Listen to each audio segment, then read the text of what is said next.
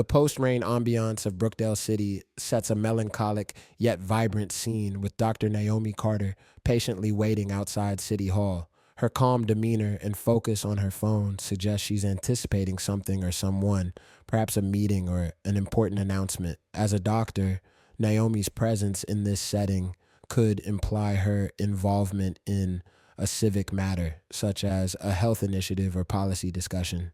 The city's wet, bustling atmosphere provides a dynamic backdrop for Naomi's story, which may unfold with revelations about her role in the community and the purpose of her wait. Naomi's understated appearance blends her into the crowd, making her seem like an ordinary citizen. However, the officer's suspicion hints at a deeper context, possibly suggesting that Naomi's presence at City Hall is not as innocuous as it appears. Their perception of her as a potential issue might stem from her involvement in a controversial matter or past encounters with law enforcement.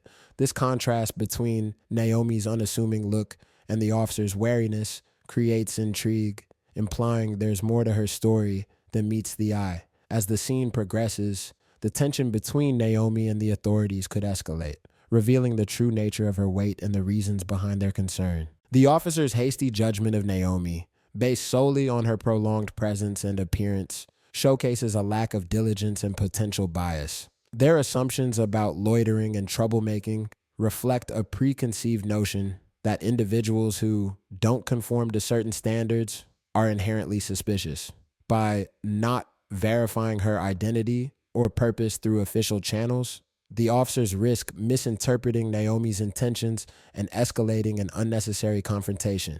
This oversight highlights the importance of thorough investigation and open communication in law enforcement, as well as the need to challenge stereotypes and prejudices. Naomi's calm response attempts to de-escalate the situation, but the officer's aggressive tone and refusal to listen escalate the tension. The second officer's approach intensifies the confrontation, suggesting a pattern of dismissiveness and hostility toward Naomi. The interaction underscores racial and gender biases, as well as a power imbalance where authority figures presume guilt without evidence.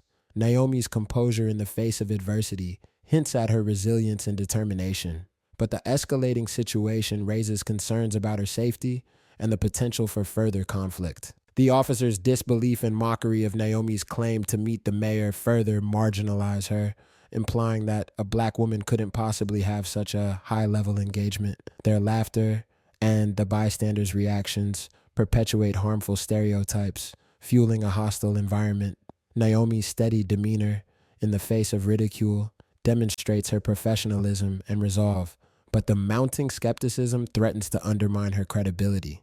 As the standoff continues, the stakes grow higher, with Naomi's character and the legitimacy of her meeting hanging in the balance. The officer's refusal to acknowledge Naomi's legitimate ID and her role as a policy advisor reveals a disturbing disregard for her professional status. His insistence on viewing her as suspicious exposes deep-seated biases that prioritize appearance over evidence. Naomi's questioning of the officer's logic highlights the absurdity of the situation, where she's being threatened for simply doing her job.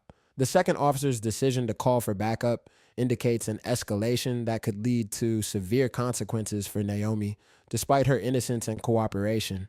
This tense moment encapsulates systemic issues of racial profiling and the challenges faced by individuals like Naomi in asserting their authority and dignity. Naomi's calm yet powerful statement conveys her deep understanding of the injustice unfolding before her. Her disappointment stems not from personal fear, but from the realization that her life's work, advocating for fair policing and inclusivity, hasn't fully permeated the system. By choosing not to engage in confrontation, Naomi maintains her dignity and highlights the officer's misconduct through contrast. Her assertion that their actions are wrong serves as a poignant reminder of the ongoing struggle for equality and the need for continued progress in ensuring that all individuals, regardless of race or profession, are treated with respect and fairness. The mayor's timely arrival and warm greeting dramatically shift the dynamics of the scene, validating Naomi's presence and authority. His genuine appreciation for her punctuality and eagerness to engage with her publicly undermines the officer's narrative of suspicion. By bypassing the officers and extending a personal welcome, the mayor sends a clear message about Naomi's importance and credibility. This intervention not only rescues Naomi from an unjust situation, but also underscores the mayor's commitment to supporting his team and fostering an inclusive environment within City Hall.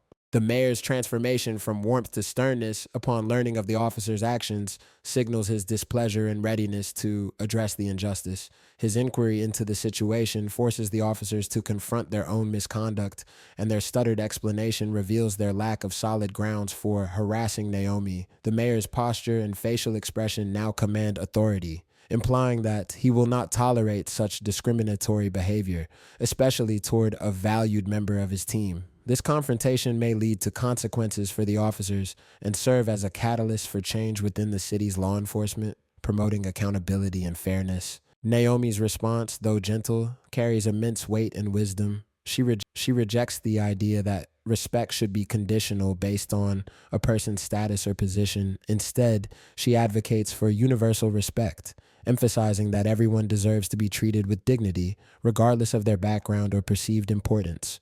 Her weary expression suggests a deep exhaustion from constantly facing such biases, but her words inspire a moment of reflection in the square. The silence that follows indicates a collective pause as bystanders and officers alike absorb Naomi's powerful message, prompting them to reconsider their own attitudes and behaviors. The mayor's request to incorporate Naomi's experience into future training sessions ensures that her encounter will serve as a learning opportunity for others. Naomi's smile and confirmation that the moment is already part of her work signify her dedication to creating lasting change.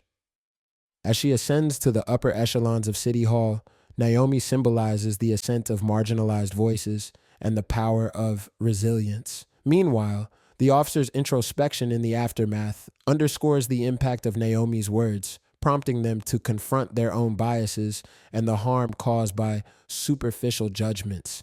This shared moment of growth and self-awareness offers hope for a more inclusive and equitable future.